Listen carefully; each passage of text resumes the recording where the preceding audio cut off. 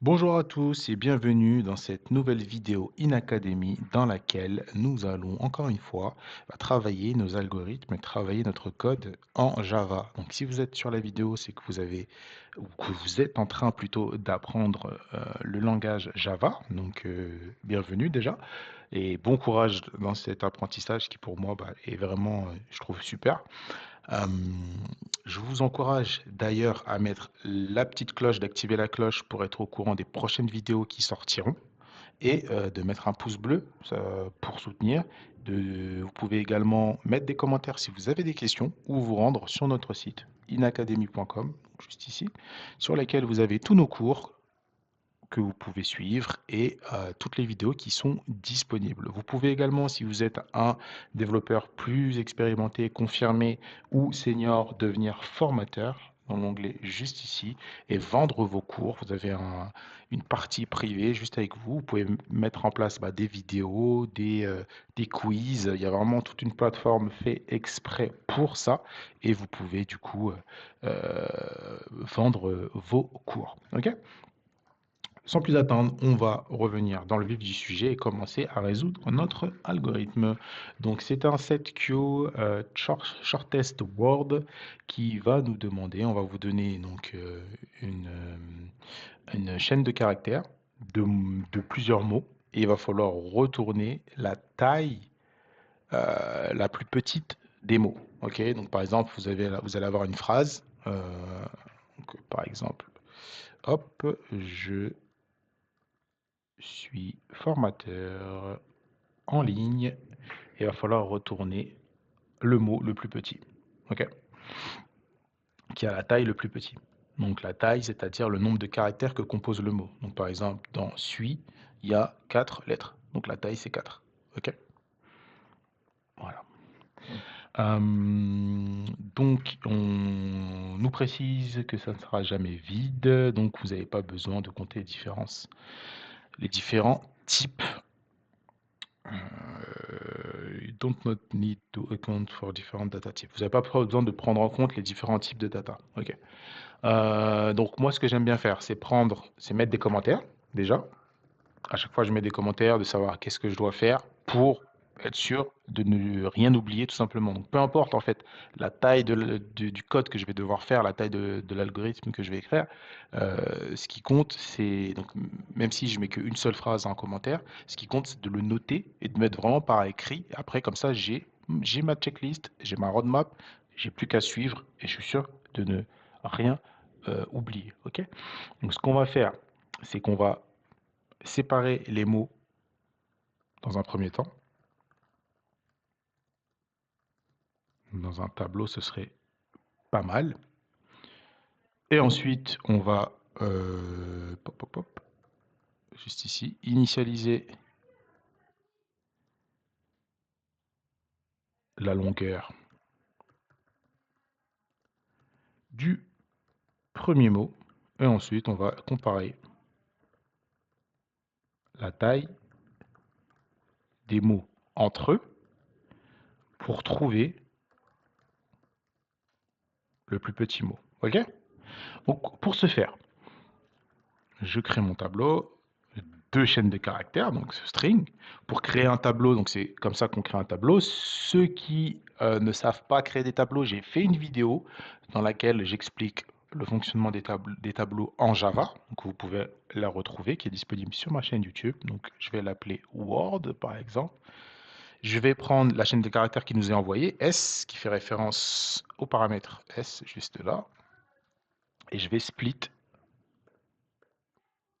hop, pardon, split par les espaces, puisque c'est les espaces qui seront dans la phrase qui vont nous être envoyés. Ok, le point virgule et je passe à la suite. Donc je vais initialiser du coup ensuite min length, donc la taille la plus petite.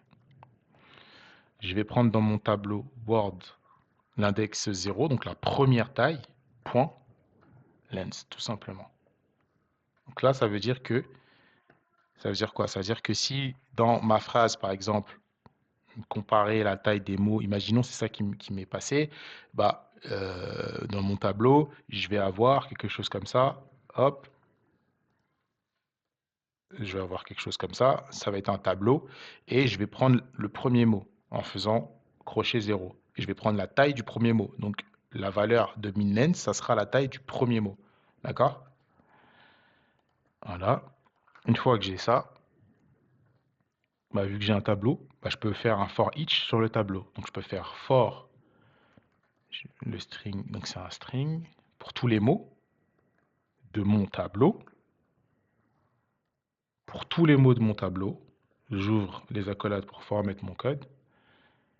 Si word, si le mot que j'ai choisi, .length,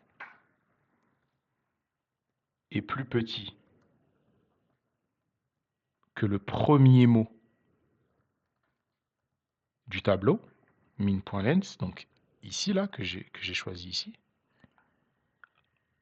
et bah ça voudra dire, j'ouvre encore mes accolades,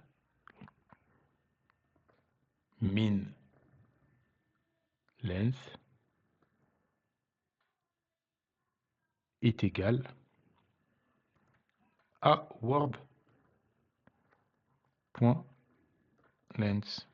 D'accord?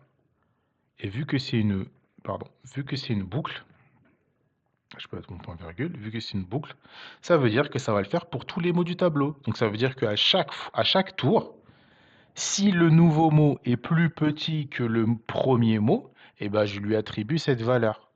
Donc ça veut dire qu'à la fin du tableau, min_length aura la valeur la plus petite du tableau. Donc je peux retourner en sortant de ma boucle. Là, je ne suis plus dans la boucle, hein. Je suis sorti, vu que je suis après l'accolade, je suis sorti, donc je peux retourner min_length.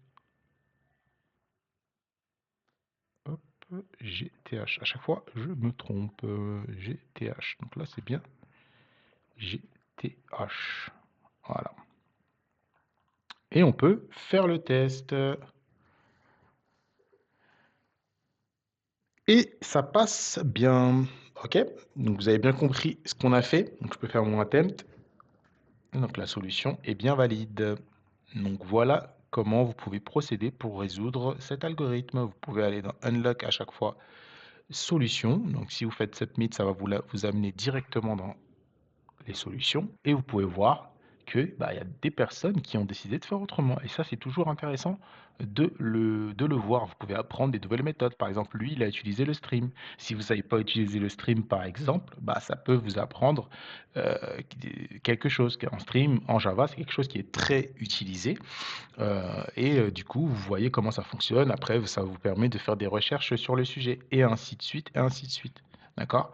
Donc, c'est vraiment quelque chose que je recommande d'aller voir les solutions des autres.